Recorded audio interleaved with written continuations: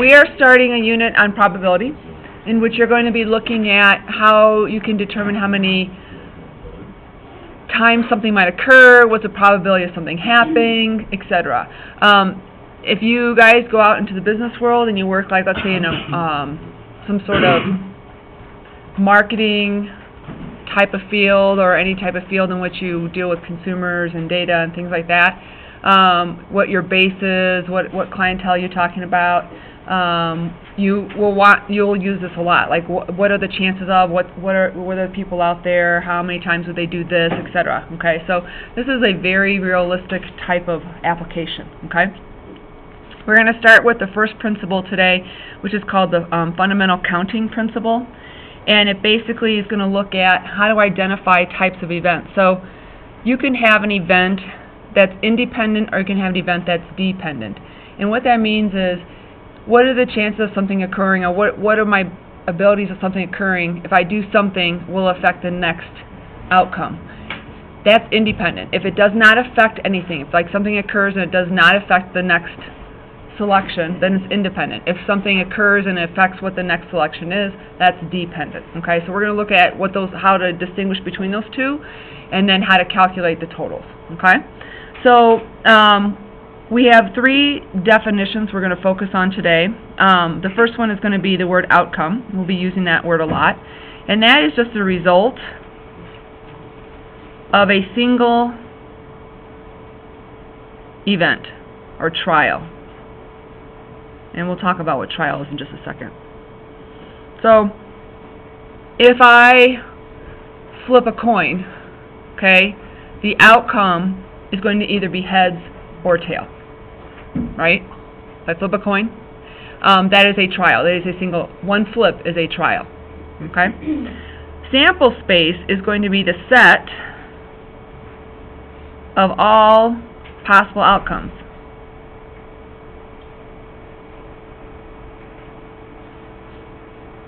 So if I give you 5 coins and I ask you to flip all 5 of them 5 times, the first flip of 5 is a trial, and then flipping them 5 times is going to be your sample space. Okay? So what are the possible heads and tails that could have come up with all those flips? Okay? And then you have what's called the event, and that is where you have one or more outcomes of a trial.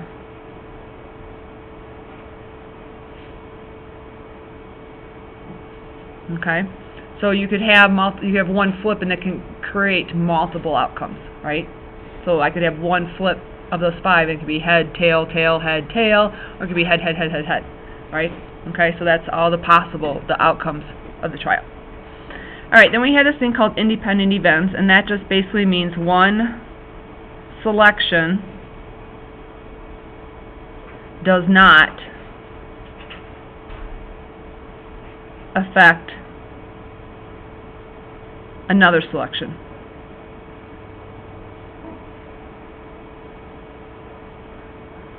So basically, if I flip my coin once, my second flip does not depend on what my first flip was, right? So I flip a coin, I get heads. When I flip the second one, that flip does not affect the second flip, right? They're independent of each other, okay? If, however, I have a deck of cards, and I have 52 cards, and I take a card out, and I put it back in, my next draw, I still have 52 cards, so that's independent as well. But when I take that one card out and put it to the side and then draw again, that is a dependent one, because now I'll never have a chance to draw that first card the second time. Okay, so this is how we'll kind of distinguish between the two. Okay, so we're going to look at how we look at this. So we're going to just focus on independent events first, so where it doesn't matter. So we're going to start with the first one, which is an example of you walk into a sandwich shop, and you have your choice. Like, you can go to Subway or Jimmy John's doesn't really have a lot of different choices on bread, but let's say you go into Subway and you look at the menu and you want to order something, and you get to choose from your bread and you get to choose from your spread. Okay, so I have options of choosing either white, wheat, or rye. Those are my options. Okay, so I have a white choice, I have a wheat choice, and I have a rye choice. Okay? So if I pick white, wheat, or rye, I can pick anything else to go on it, right? So I have the option of choosing butter, mustard, or mayonnaise. Okay? So I walk in and I say, oh, look, there's white bread. I'll choose white and I want mayonnaise. Or I could choose white and I'd want mustard. Or I choose white and I want butter, right? So for each bread, I have an option of butter, mayonnaise, and mustard, right? Well, I have the same options if I have wheat. I can have butter, I can have mayonnaise, and I can have mustard. If I go to rye, I have the same options. I have butter, I have mayonnaise, and I have mustard as an option. Okay? So these are independent because I could get any bread and I can get any spread. Does that make sense? So if I look at this, I say, well, how many choices do I possibly have? Well, I would have white with butter, I could have white with mayonnaise, and I could have white with mustard. I could have wheat with butter, I could have wheat with mayonnaise, and I could have wheat with mustard. I could have rye with butter, rye with mayonnaise, and rye with mustard. Those are all possible combinations of bread and spread, right? So how many total combinations could I have? I get 9, right? 1, 2, 3, 4, 5, 6, 7, 8, 9. There are 9 possible different combinations. Okay? And in something little like that, it's easy just to kind of do your branching out and adding it up. But what happens if you have something that, you know, when you walk into Subway, you actually have 16 things of bread to choose from, and you have 16 different spreads, and you'd be like, oh my gosh, that's a lot of mapping out, right? And counting up. So luckily for us, there's a mathematical way of doing it. It is called multiplication, okay? And we call this a fundamental counting principle, or you'll see this as FCP a lot, okay? And it just basically means if they're independent, you can just multiply your different events. So if event M occurs in M ways, and N, the other event, occurs in N ways, you can just take M and multiply it by N to get your total. Okay? So, the total possible outcomes will equal your M times your N. Okay? So in this case, how many outcomes do I have for my bread? 3. So I have 3 bread. And then how many outcomes do I have for my spread? 3. So 3 times 3, it equals 9. Okay? Questions on that? Alright, so now look at the bottom one here, this example. So we have Murray family is choosing a trip from the beach or the mountains, and they can select a transportation from a car, plane, or train. Okay, so we have beach or mountains. Okay, so that's kind of like the place. And then we have the car, plane, or train, which is the how.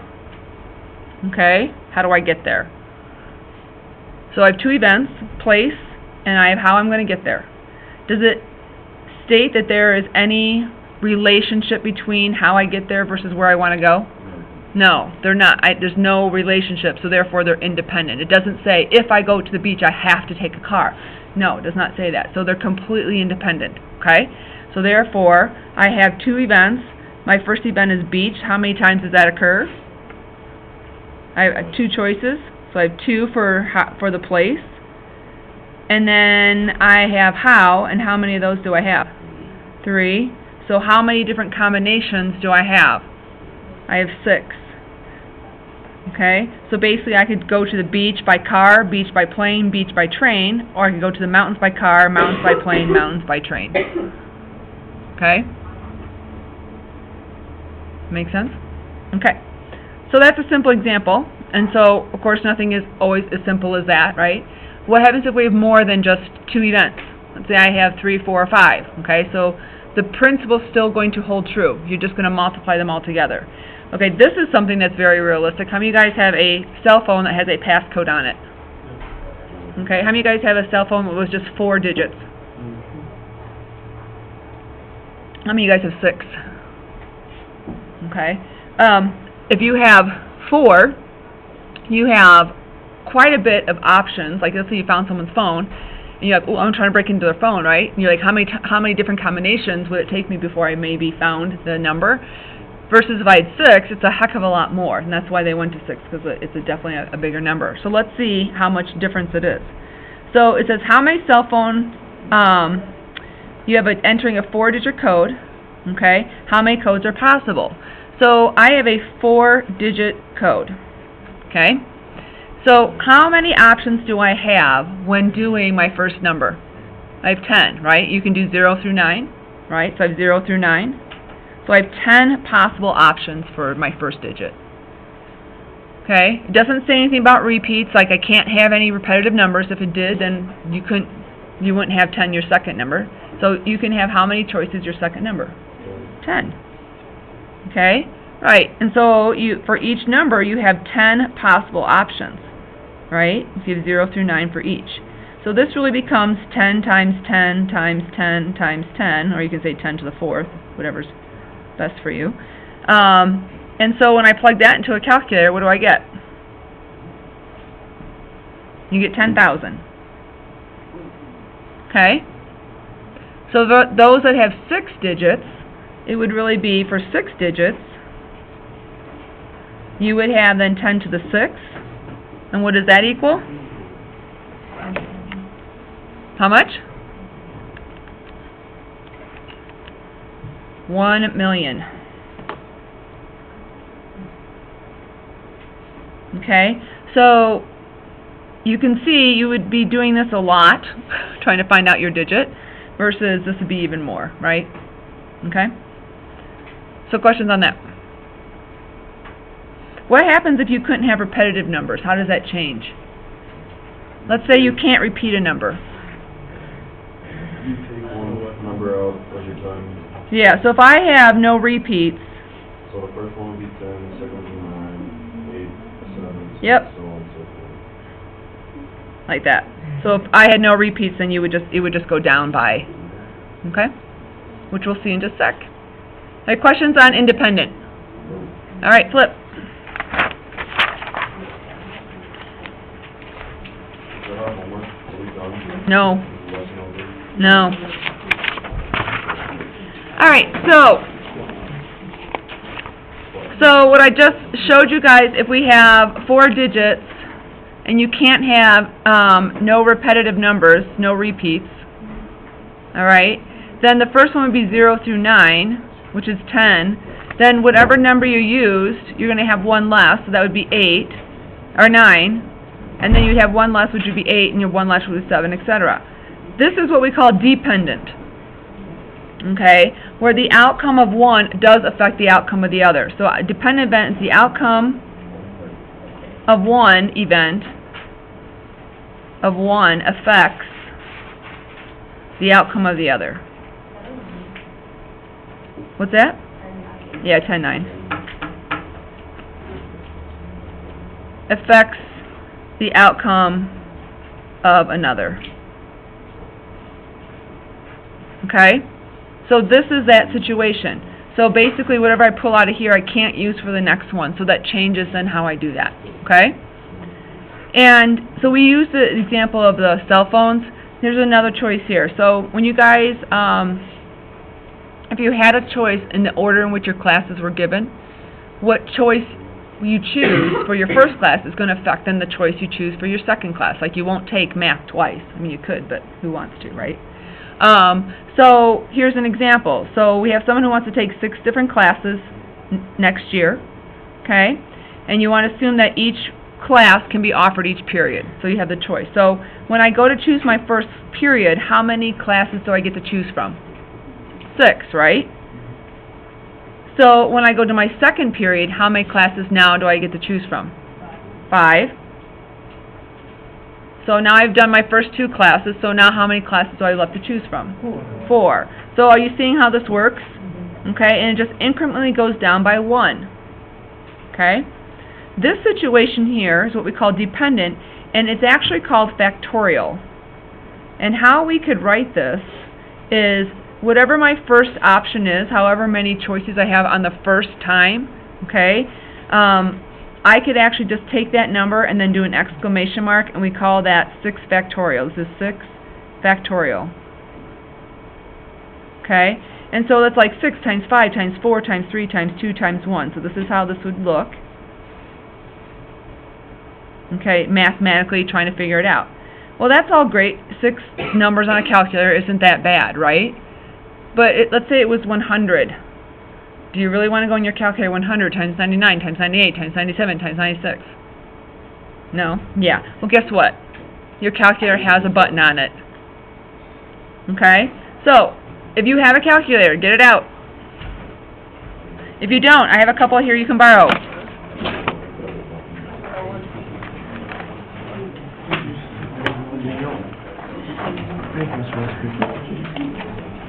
Yep.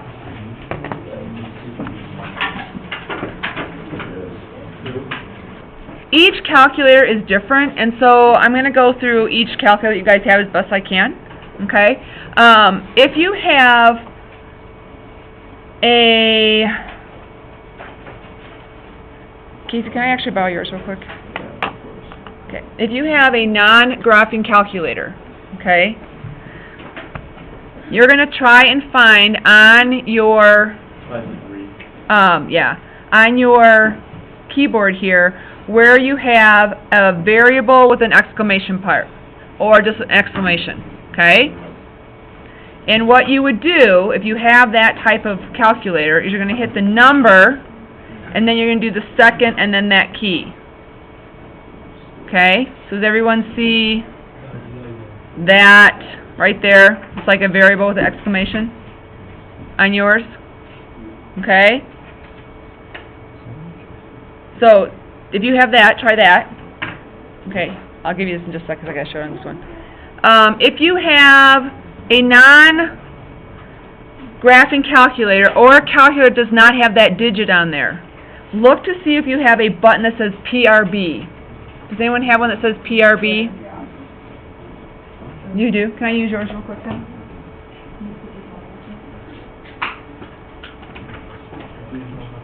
So if you have this calculator here, you're not going to see that key anywhere, but you should see this button that says PRB. And you're going to hit then 6, the number that you want to factorial. You're going to hit PRB, and then you're going to see that 3 things come up, and you're going to cursor over to the exclamation point, and then you'll hit enter. And then when you get there, you'll hit enter again to get your number. Okay?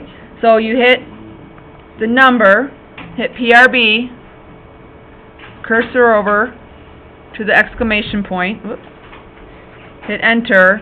Notice how it says 6 factorial right there, and then when you hit enter again, you'll actually get the value right there. Okay?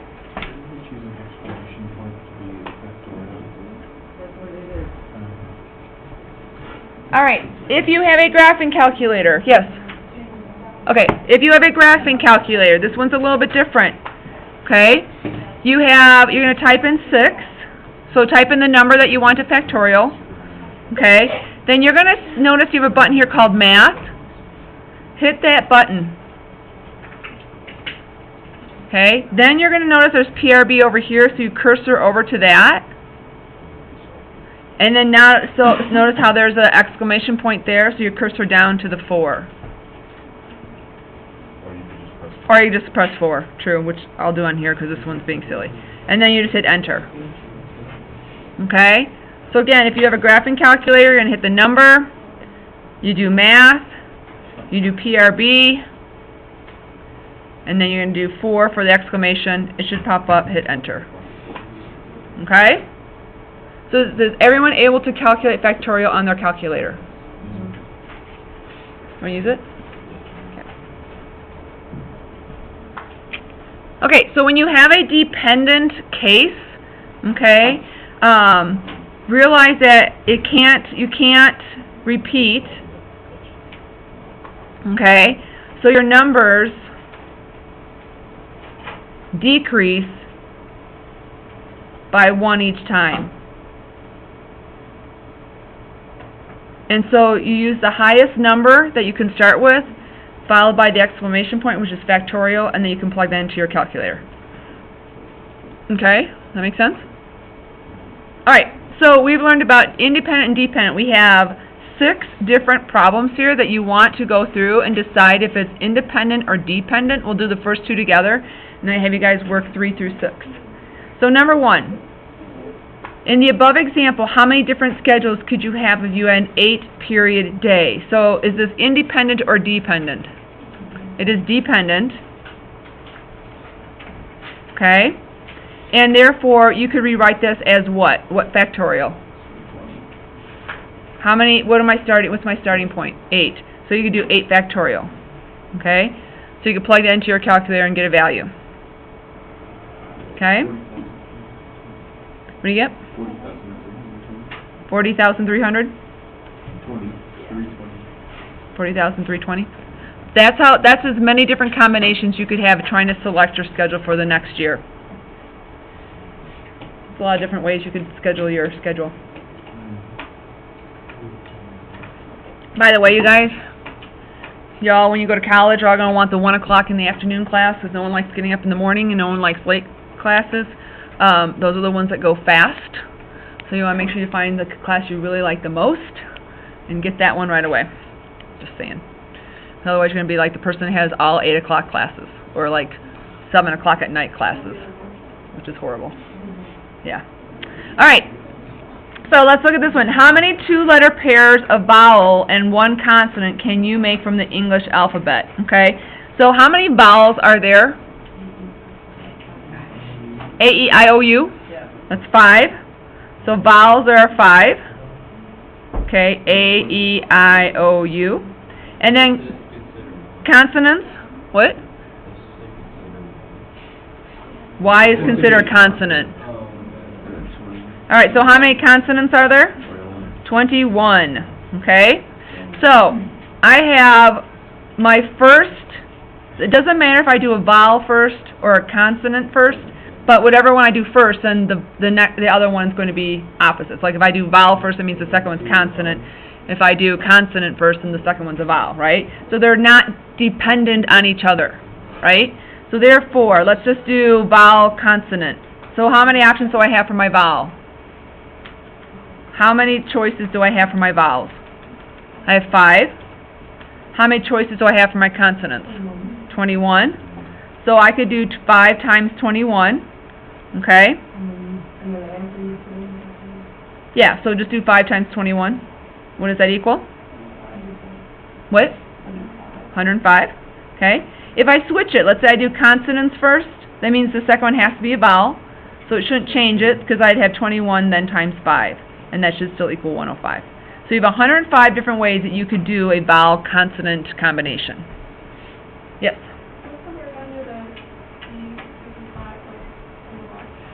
No, that's just A-E-I-O-U. A-E-I-O-U. A-I-O? A-I-O-U. Okay. There you go. Alright, so questions on those 2. Alright, so I want you guys to try 3, 4, 5, and 6 on your own. Oh, by the way, this is independent then, right? Alright, so you want to identify if it's independent or dependent and then try to calculate it for it. Okay, so you have 3 through 6. Give it a shot. So, identifying if it's independent or dependent is your number 1 thing you want to do, because that determines how you do this, right? So looking at the number 3, it's an ice cream shop. You have 33 flavors and 7 toppings. Does it matter? Are they dependent on each other? Like, meaning I can't get a certain topping if I pick a certain flavor? No. So they're independent, right? So I have 1 flavor and 1 topping I want to pick. So how many choices do I have for flavor? I have 33. How many choices do I have for toppings? I have 7. So that's just going to be 33 times 7. Okay? So it's 231 choices combinations you could have. Some might not be good together, some might be great together. But if you stood there in an ice cream store and you saw all your 33 flavors and your toppings, you could say, oh, I could do this with this, I could do this with this, and you could sit there for 25 minutes and get people annoyed behind you because you're trying to figure out all these different combinations, right? And you would know, well, I have 231 I get to pick from, so give me some time. Just saying. Okay, anyway, questions on that. This is independent. Okay? So now let's look at the other one. A contest winner gets to choose one of 8 possible vacation spots and bring one of 10 friends. Okay? So how many different ways could the contest winner select their prize? So we have, what do we have going on here? We have vacation spot and we have friends. Are they dependent on each other? So basically if I say I pick Cancun, does it say I can't choose Susie? No. There's no dependency on there, right? So how many vacation spots do I have? I have 8 vacation spots. How many friends do I have? 10. So I have 80 possible combinations. Okay? Now here's the thing.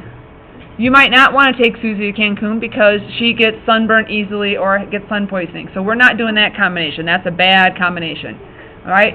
But maybe we're going to go to the mountains and Susie loves to hike. So maybe Susie hiking is a good combination, right? So you could see how, like, oh, I have all these different choices and these are my possible friends that could come with me. This would be a good combination. Okay? So this is independent as well. Okay? Alright, so then we have this. We have you must make a password for your email account. Okay? The password must consist of 2 letters followed by 4 digits. How many different passwords are possible? Does it state that there's no allowance for repeats? No? It does not state that. So therefore, is this independent or dependent? It's independent. Okay, so we have 2 letters followed by 4 digits. Okay? So these are letters. How many letters do I get to choose from? 26. Okay? And therefore, what do I have for my second one? 26, so there's no dependency on there. Alright, then these are digits. Digits, you guys, stand for numbers, if you did not know that. Okay, so this equals numbers. How many numbers do I have for each one? I have 10. 0 through 9. Okay? 0 through 9 for each. So 26 times 26 times 10 times 10 times 10. How many total combinations do I have with that type of password? 6,760,000 combinations. Okay? Questions on that? These are all independent, except for number 1. Alright, your father is buying a sport coat, a pair of pants, and a tie. Okay? The sports coats come in 6 different colors, the pants come in 4 different colors, and there's 25 different ties. How many different combinations are possible? Alright, so we have sport coat, we have pants, and we have tie. Is there any dependency on that? If it says if you choose the blue suit, you can't choose the striped tie. No. So how many sports coats do I have? 6. How many pants do I have? 4. And how many ties do I have? 25. So therefore, I have a total of 600 combinations that he could choose from. Again, some might not work, some might work just fine. Okay? Is that all we're doing for our homework? Okay? Questions on those? I'm very confused. So in A56, you are not going to do 23, cross that out. I did not copy the comic strip that went with that. Sorry. 23. And then on 26, I got to give you more details. So you're trying to find this area code, and the combination of the area code is X, Y, and Z.